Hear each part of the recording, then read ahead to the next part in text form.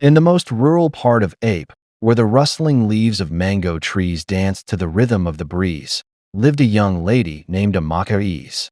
She was beautiful, skin the shade of warm honey, eyes that held 1,000 stories, and a smile that lit up the darkest room. Amaka wasn't just beautiful. She was a church girl, sincere, devoted, and passionate about God. She led the choir and prayed like fire. Everyone admired her, especially for how she carried herself with grace and reverence.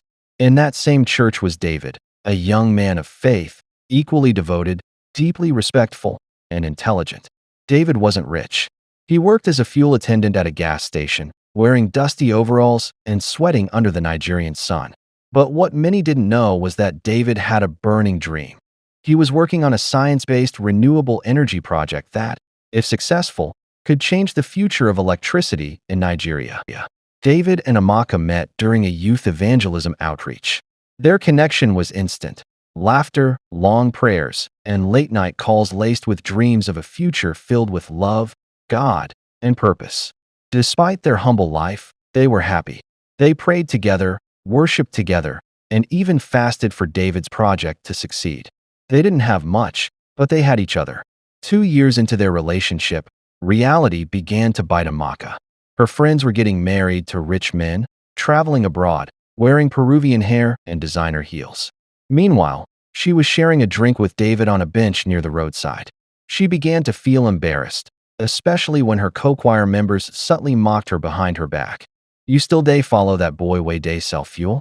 Babe, you find past this life nah," one of them once whispered. David tried. Oh, he tried. He would save to buy her hair extensions, borrow money to take her on a cheap date, and even skipped lunch just to send her small gifts. But Amaka had grown impatient. "I'm tired, David," she said one day, eyes filled with tears but her heart hardened. "I need more than prayers. I need a man who can take care of me." David knelt. "Please, Amaka. I'm almost there. The project is attracting attention. I just need time." But her heart had changed. Even when their pastor begged her not to leave a man of God for riches, she refused to listen. Enter Chief Anthony Ibe, a man in his late 50s, known across Lagos and Abuja as a billionaire businessman. Dark-skinned, bald, always smelling of oud perfume and dressed in agbadas that screamed money, he had noticed Amaka at a wedding where she sang. He pursued her relentlessly with iPhones, envelopes filled with cash, and promises of vacations to Paris.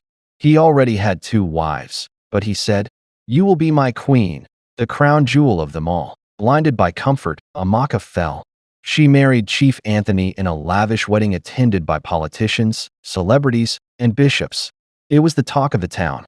She wore diamonds, flew to Dubai, posted on Instagram daily, and her followers called her Queen Amaka. Barely 3 months into the marriage, Amaka began to dream of children crying. Bloody children, some faceless, some with her face. Then, at night, she would hear strange chants and scratching sounds behind the walls of her luxury home. One day, Chief traveled to London, and curiosity led her to the one room he warned her never to enter. But the door was unlocked. Inside the room was a shrine. Skeletons hung from the wall like art. A mirror stood in the center with a frame carved with snakes. And there, beside the mirror, was her picture with blood-red ink reading, "You are next." She screamed. When she turned to run, Chief Anthony stood at the door, eye glowing, a dark smirk on his lips. "You saw what you weren't meant to see," he whispered. "You will join them." A chase ensued. Amaka, trembling and barefoot, smashed the mirror against his head. He fell, blood soaking the floor. She ran, screaming, broken, almost mad. Asterisk at the police station, Amaka tried to report everything. But Chief was a billionaire. The police laughed and offered her a drink. Instead of justice, she was arrested and charged with attempted murder. The press labeled her a desperate gold digger. It was only after her parents sold their land and begged influential pastors that she was released. By then, she was a shadow of herself. Her story went viral. People mocked her. Friends unfollowed her. Brands she once influenced deleted her photos.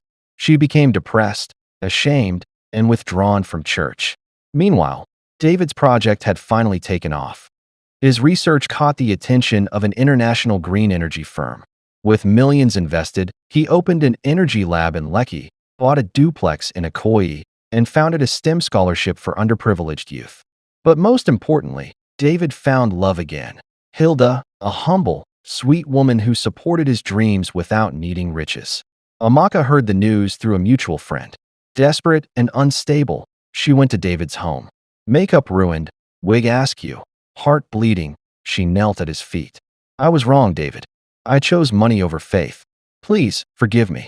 I'm nothing now. David looked at her with eyes filled with both compassion and distance. Amaka, he said gently. This is my fiancée, Hilda. Hilda walked in with a soft smile and greeted her warmly. This, David continued, is the woman who waited, not for my money, but for the man God was molding.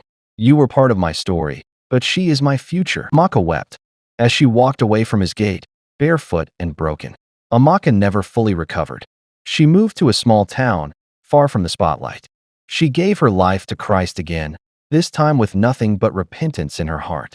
She began writing a blog titled The Girl Who Didn't Wait, where she shared her story to young women across Africa. The blog saved many lives. She never married again. Her last words in her final blog post were, "Don't let designer dreams blind you to divine destiny. I had gold but lost glory. If only I waited for the man who prayed for me more than he kissed me."